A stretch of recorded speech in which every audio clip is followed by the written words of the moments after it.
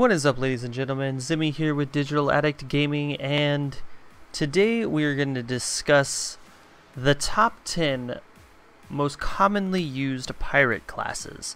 This question has been asked quite frequently in the live stream if you watch it, so you definitely know this. So I thought I'd make a video discussing all of the classes. We're going to do the top 10 only. Obviously there are more, however these are the most commonly used ones.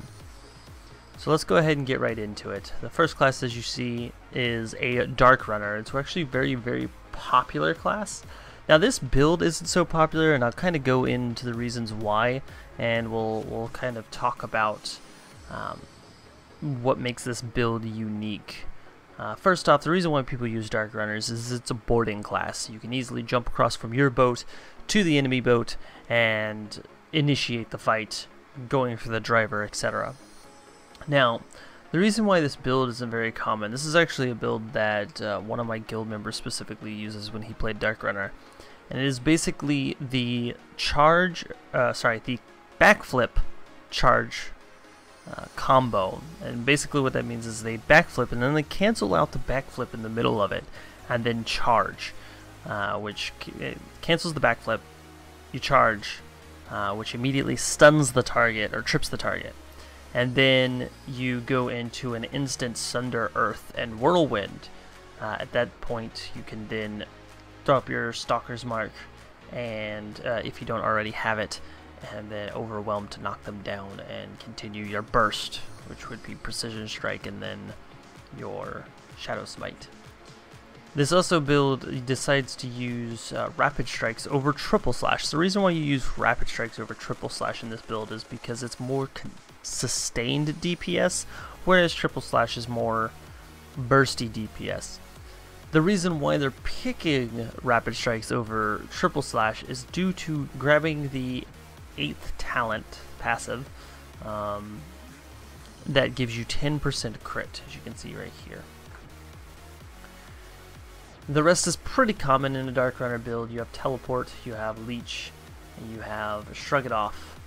And however, you're not running Frenzy. They preferably did like you just don't have enough points to go for it if you're going to go with this setup. And they don't like Frenzy because of the stun effect. Granted, yes, you can stealth out of it, but as a pirate you kind of need to save stealth for jumping off the boat and getting out as fast as possible if you need to. If backup comes, or things just aren't going your way, or your boarding party tends to, bugs happen and people get ported off the boat or something like that. So that is the first commonly used build. Once again, it is the Dark Runner. Next we're going to go ahead and talk about its counterpart, which is the Shadow Blade. Now the difference between Dark Runner and Shadow Blade is one thing and one thing only. Instead of Oromancy, it is going to be Witchcraft. Now obviously they have different play styles. This build is used by another one of our members, and this build is a pretty common setup for Battle Rage. You've got your Triple Slash, you've got your Charge, you've got your Bond Breaker, your Precision Strike, Taking Frenzy, and Battle Focus, as well as Tiger Strike. And then your common passives, and then a pretty much common setup with Shadow Play, Overwhelm, Stalker's Mark, Backflip, Shadow Smite, Free Runner, and Shadow Step. Now, the one thing that makes Shadow Blades really good for pirating is the fact that you can Shadow Step up to a boat, or even Tiger Strike up to a boat. Normally they Tiger Strike up to the boat. And then you go ahead and you hit Banshee Wail on the driver. This is going to immediately make them take their hands off the helm. They're going to, run around in fear, and then they're going to get stunned. Another great thing about Banshee Wail as a boarding party is when you do this to the driver, the boat's going to keep moving. And this gives a high percentage chance of the player actually falling off of the boat completely. And therefore, if they haven't put the owner's mark up, you can just immediately grab the wheel and continue driving off. When I played a dagger spell, I boarded quite often, and that is actually what I did. Was I would Shadow Step up to the driver and immediately Banshee Wail as it was moving, and they would end up falling off the boat, and I would just grab the boat and go, and never had to actually fight anything really. You also have Lassitude, and you also have Focal Concussion, another two great abilities that will knock a player off the helm and stuff. Another great thing about Shadowplay is the fact that you also have Courageous Action, and you have Purge, which gives you magic defense, and it gives you that fear immunity, which is really, really nice, and sleep immunity for a whole minute. So what you can do is, before you board the boat, you can pop your Courageous Action, make sure you get your Purge up, and go ahead and jump on to the enemy boat. Next, we're going to go into another commonly built. Now, a lot of you have seen me play this on the live stream, and that is the Primeval class. Primevals are great pirates. They do great burst damage. This is a pretty common build right here. The only difference is we went into the increased crit rate from Shadowplay, and instead of picking up health lift or even conversion shields. So this is definitely a more glass cannon-y build. However, it is great. Now, Primevals are boarders. They can board. It's a little more difficult to board because your damage is nerfed the closer you are to your target. However, it is still done quite well if you know what you're doing. You also have Leech, which can leech the player off the helm, and then you have Overwhelm as well, which will do the exact same thing. Now, some of you are probably wondering, why float? Why are you taking float, and why are you taking Boneyard as a pirate? Well, two tidbits. Float. There is actually so how float works is basically it levitates you off of the ground, alright? And what I mean by ground is the actual solid ground.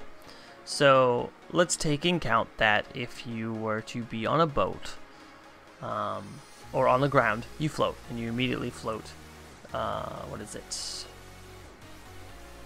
I believe it is 10 yards off the ground, 10 to 18 yards, 10 to 20 yards, sorry, 10 to 20 yards off the ground. And, however, now this also affects the boat as well. Like if you were on a boat, on the wooden part, you will end up floating 10 to 20 yards off of the boat, which is a bad thing. You know, your boat's moving, enemy boat's moving, and you're on it. You're going to end up going up over the boat, and the boat just goes right under you. GG.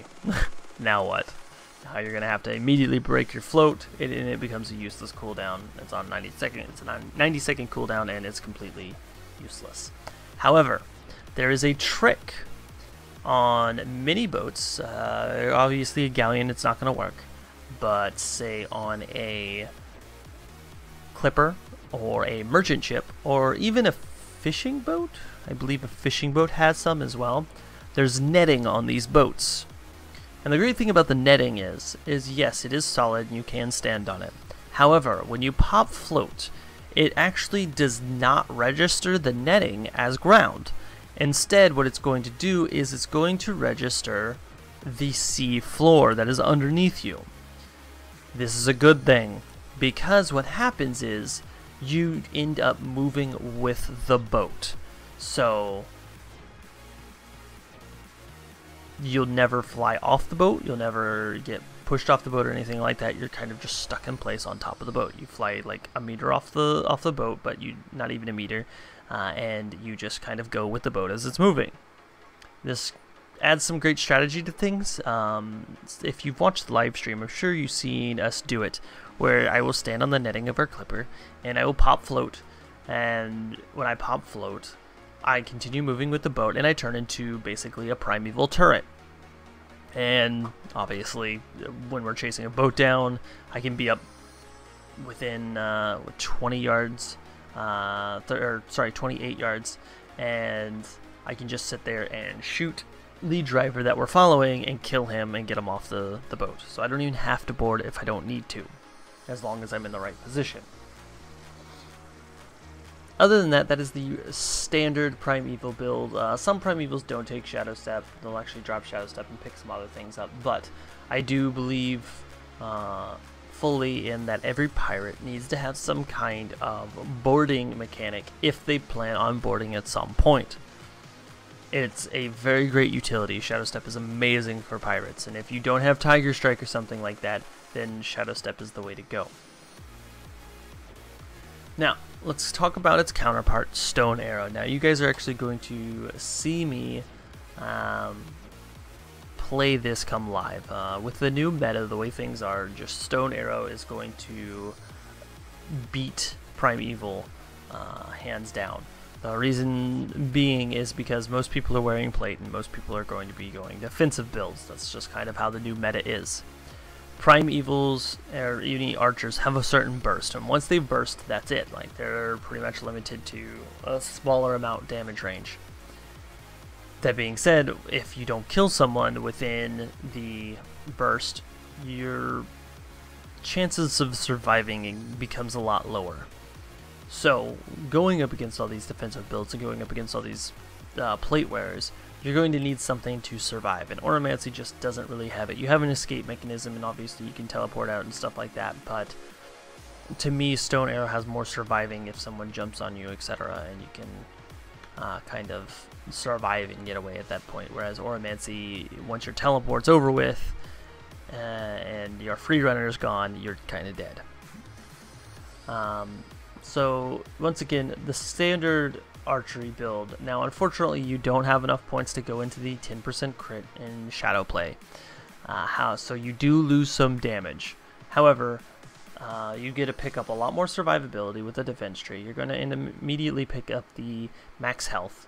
You're going to pick up Redoubt, which is really, really nice, and it's a great combination with float. If you float and you just happens to, somebody gets on you, you can pop Redoubt real quick, because the problem with float is yes, it's a 30% increase in damage, however, you're going to lose your physical and magical defense. So you can pop Redoubt while you're floating and survive a little bit longer. Then, of course, obviously, you have invincibility, which is invincibility. It's really nice. You can kind of invincibility out of someone's burst damage real quick and survive even longer. Now, we decided to pick up Boastful Roar in this build. Reason being is it does damage, and obviously you want to do as much damage as possible as a DPS player. But it also does a 45% decreased move speed, which is really, really good. And it's kind of also another defensive cooldown because it reduces their skill damage as well. So you can actually use this to kite, which is really, really nice. Now, something we didn't discuss in the Primeval build is why Boneyard. Why is Boneyard so good for pirating? Well, the thing about Boneyard is you can actually use it offensively, and what you do by that, what I mean by that is trapping someone in the Boneyard and then popping all of your cooldowns, including float, right next to the Boneyard, and you raise above the line of sight in the Boneyard, and then you just rain hell down on top of them. Now, you can also use it defensively, where say you're attacking a group and they've got a healer. Well, you can pop it on the healer real quick and then just LOS the healer, which can then give you some kills. So, I mean, yes, that is more offensively, but it's also going to help you survive some more. And then obviously, if you're running away, you can pop it on someone as you're running away, and especially with a combination of Boastful Roar, just to make sure that you actually get it placed down on top of them, you can get away a lot easier with Boneyard. Then there's also the utility mechanic in Boneyard. Now, some people don't know this, but you can actually hit a moving boat with Boneyard. Like, say you hit a player with Boneyard that's on a boat and that's moving. You can actually hit them, and what'll happen is anyone who's not the driver has a chance of being dragged off by the Boneyard and off the boat. This is an amazing thing. So say you're taking on a merchant ship and there's a lot of packs on the boat, and you want to get that merchant ship, but unfortunately there's actually a lot of people on the merchant ship and you've only got like 3 guys. Obviously, pirates are always outnumbered. What you can do is you can aim the Boneyard at, say, the guy with the that's on the radar, hit him, he won't fall off, but however that puts a dead center into the boat, and what happens is as the boat's moving and the Boneyard's coming across the boat, the people that are on the center and stuff will end up getting hit and pushed off of the boat. where and then basically now all you have to deal with is the driver, maybe the driver, the radar guy, and maybe a few stragglers, or they have to end up stopping the boat to pick the guys up. And let's be honest, most people don't stop the boat when pirates are chasing them. Alright, so those are the two archery builds for pirating. Next we're going to talk about the blighter. Blighters are a great boarding party, a great boarding class. Your typical battle rage build, and then you're going to go with the typical shadow play build with overwhelm and stuff like that, and then you're going to pick up the defense instead of Oromancy, and you're going to have an extra stun along with it, and some more survivability, obviously. This is a DPS blighter build, but it's a great pirating build as well. Yes, you're going to end up being a little bit, it's basically a Dark Runner wearing plate, the best way to go, with a shield, a one-hander and a shield. And you know, you're gonna get that extra little bit of defense, you're gonna get an extra stun out of it, which is great for a driver once again, and you can kind of push them off or kill them off, and at least get your team. That gives you time to get your pirating crew on top of the enemy ship. Now let's talk about casters. Now I didn't really go into a lot of casters because unfortunately there's just not a lot of casters out there that are great for pirating. There is the Reaper class. Before I get into the Dagger spell, there is the Reaper class, and it's not bad for pirating, but it's definitely nowhere near a Dagger spell. And obviously this is a top 10 classes of the best pirating crew that you could get, or at least commonly used. So this is going to be your typical Dagger spell build for pirating. You know, you're going to take your Flame Bolt, you're going to take Freezing Arrow, and some of you are probably wondering, well, why are you taking Freezing Arrow without Frigid Checks? Well, Freezing Arrow still hits for a lot. Yes, it is still a cast ability, but it is great still for damage.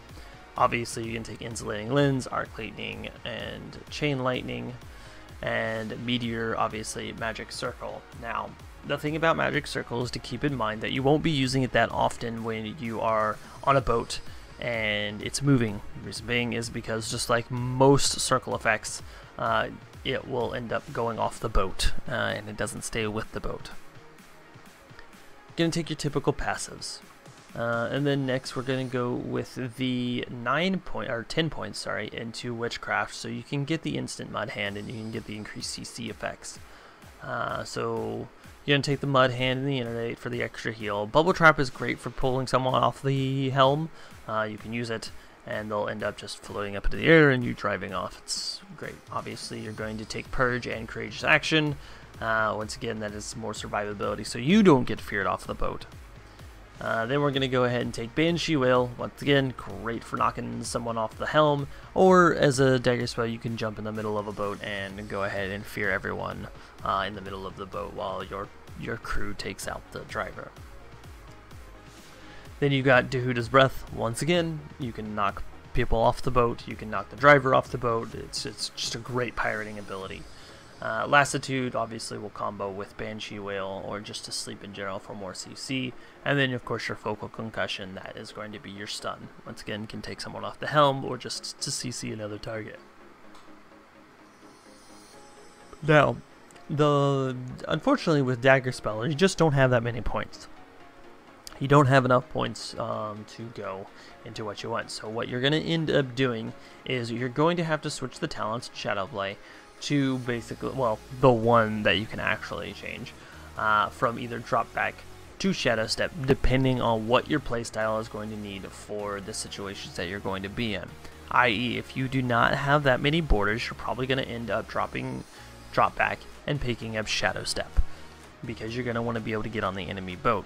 If you've got a good crew and you've got a lot of people on you, what you can do, and you have a dedicated driver who's just going to drive, you can go ahead and pick up Drop Back instead of Shadow Step, and just pull up next to the boat and just go ham on the enemy crew. Next, we're going to talk about the other common class for pirating, and that's Spellsinger. Now, Spellsinger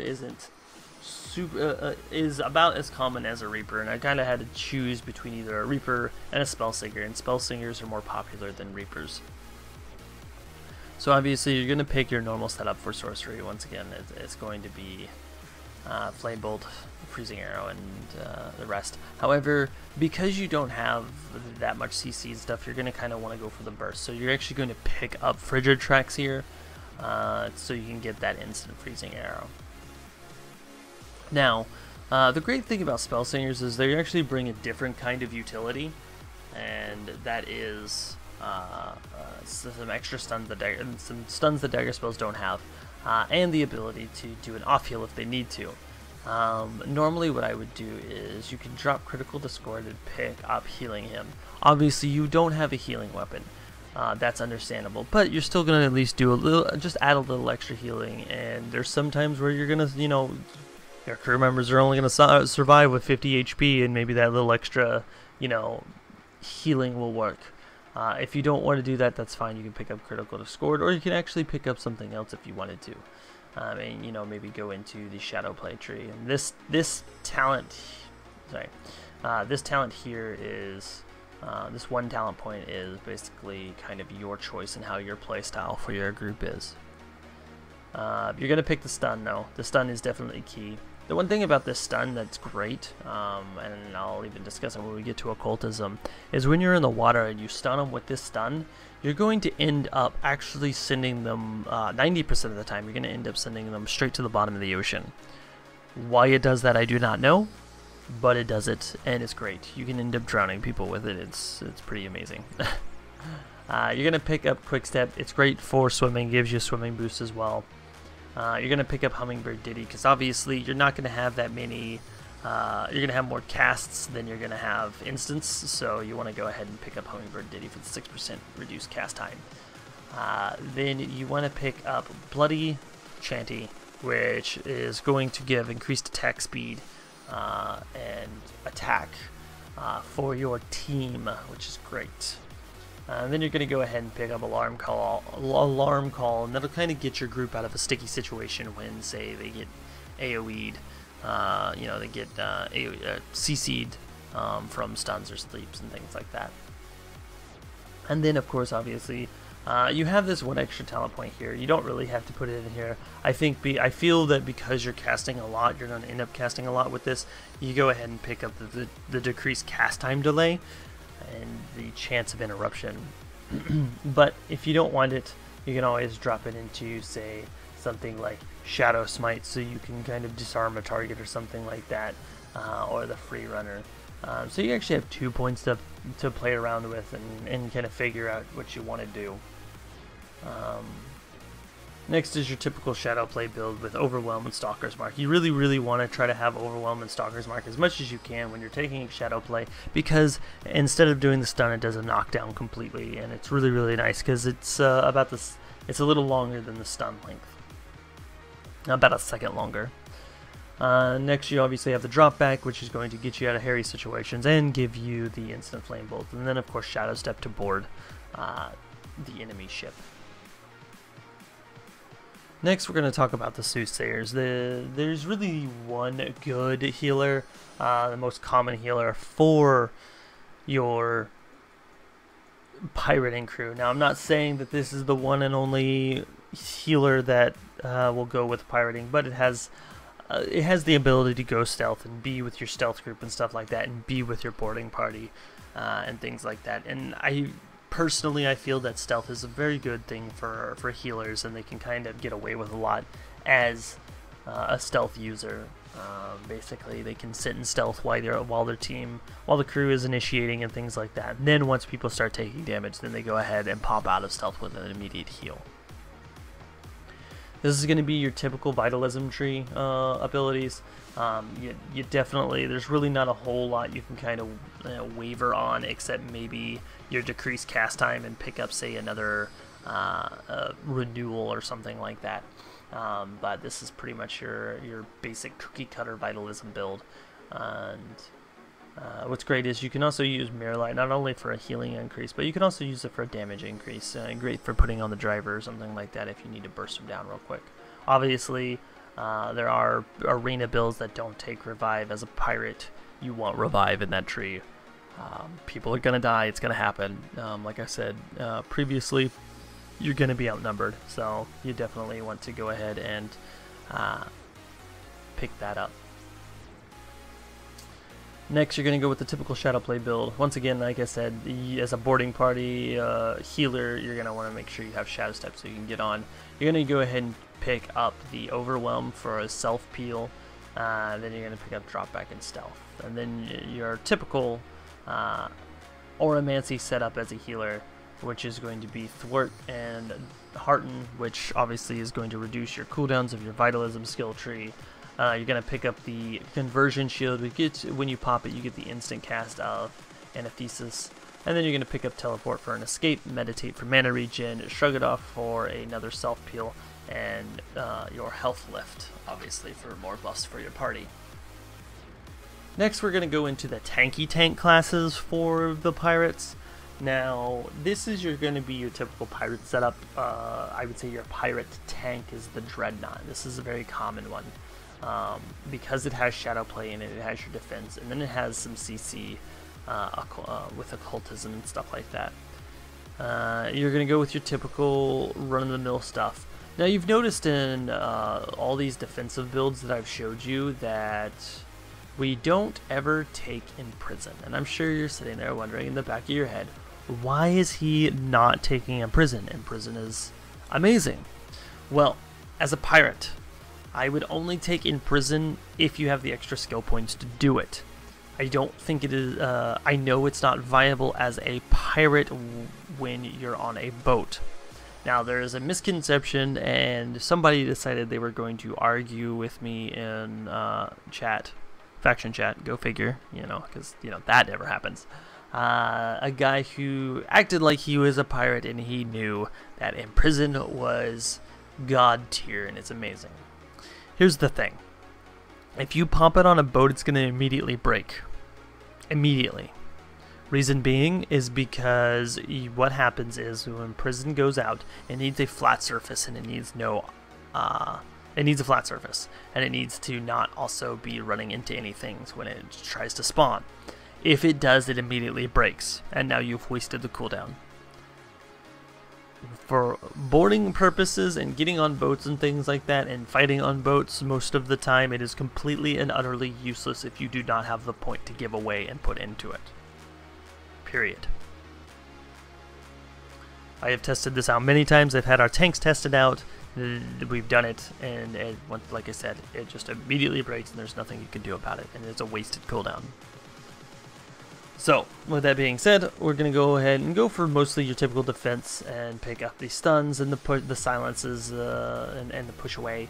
You're going to pick up your health lift. You're going to go ahead and pick up the health regen as well, because this is a tank, it's really nice. You're going to pick up Boast for War for more damage. You're going to pick up Redown and Invincibility.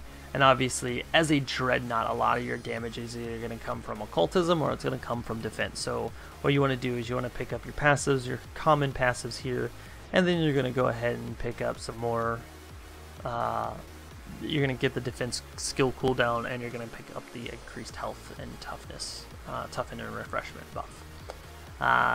You're going to want to pick up the the drop back, the stealth, and the shadow step. Once again, you're going to be part of the boarding party, and you need these to get on the boat. Now comes your damaging effects and things like that. Now, I've seen some Dreadnoughts go ahead and pick up Absorb Life or Absorb Life Force or Crippling Mire. Honestly, I don't find them that useful. So what you're going to do is you're going to go ahead and pick up a lot of CC. You're going to pick up your Hell Spears. You're going to pick up Mana Force so you can push people off the boat. You're going to go ahead and pick up Stillness, which is a nice silence. You're going to pick up Crows for the miss and for the extra damage. Mana Stars obviously is your damage, and you're going to pick up Telekinesis. Now, a lot of people, this is actually an underrated ability, but as a tank, it's actually really, really nice. You're locking someone down for quite a while, and you also can then, as the boat's moving, when you're, telekinesising them, you can kind of push them, or you can move them towards the boat, or to the back of the boat, and off the boat, and then tell your driver to go, and then cancel the telekinesis and drop them in the water. And then you're going to go ahead and pick out Retribution. Obviously, you're tanking. People are going to be beating on you. Why not return some damage to them? And then you also want to pick up Occultism. This is going to reduce your cooldowns for Occultism. And then go ahead and you can pick up Reprisal, or you can pick up a more defensive ability. But I like Reprisal. It gives a little bit more damage for your occultism abilities and things like that. And it also increases, I believe, Boastful Roar as well. So, this is definitely a good build for Dreadnoughts. Now, this is going to be, obviously it is a very common build for land PvP, not so common for pirating. Reason being, you can't board. You can't board at all. But it's a great tank class, and actually one of our guys uses it. If you can get on a boat, you can do a lot of damage. You can also do a lot of CC on drivers and things like that. You have to plan properly for this build to work as a pirate. It's the only way it's going to work is if you play properly. Not to mention, there are going to be the times where you're going to have water fights and things like that, and Defiler is going to do great. Because everyone's swimming at a slower speed, especially since, as a pirate, if you're really trying to min-max as a pirate, you're going to want to go Elf. Which is going to give you the increased swim speeds and things like that, which is really, really nice to catch up to boats or block off boats and things like that to kind of, get on them. But as a boat, being on a boat, fighting on a boat, Defilers are really, really good. The fighting in the water, really, really good. Just boarding, they're not so great. Now, you're going to see, after I just went on that big whole spiel of picking up in prison. Now, you can easily drop in prison, but the reason being is you have to have this point to get your defense, your passive defense. You can go ahead and pick up Toughen, or you can pick up Revitalizing Cheer. Honestly, Revitalizing Cheer isn't that great. So your choice really is between Imprison or Toughen.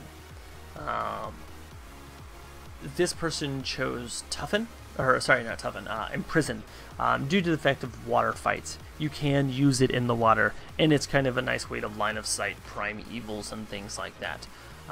But and this person is also not going to be playing much as a boarder, jumping on the boats and stuff like that. He's going to be playing more defensive, defending the boat, or fighting in the water and things like that, against Zergs and whatnot, which in prison is going to be really, really useful, when we're outnumbered. However, normally you obviously, if you can run 2 tanks as a pirate crew, that's amazing, because then what you can do is you can have one boarding pirate and one non-boarding pirate, which is great because, obviously once you've stolen a boat and things like that, especially merchant ships, you're going to need people to defend that boat, and that's where a Defiler is going to excel at, or when you are fighting in the water and stuff, and you're outnumbered and you've got Primevals and dagger spells sitting in the back, you can just immediately imprison in the water, and it's going to end up LOSing them, and then they've got to swim up or swim under to be able to attack you. Alright, ladies and gentlemen, that is the 10 most common builds for pirating crews. I hope you guys enjoyed the video. I hope this I hope this video gave you some insight on some things on how things work as a pirating crew, and I am looking forward to seeing you guys for Head Start and live. Thank you guys for tuning in. Thank you guys for your support, and I will see you on the live stream at twitch.tv/digitaladdiction, or I will see you next time on another video. Thank you for tuning in, and peace.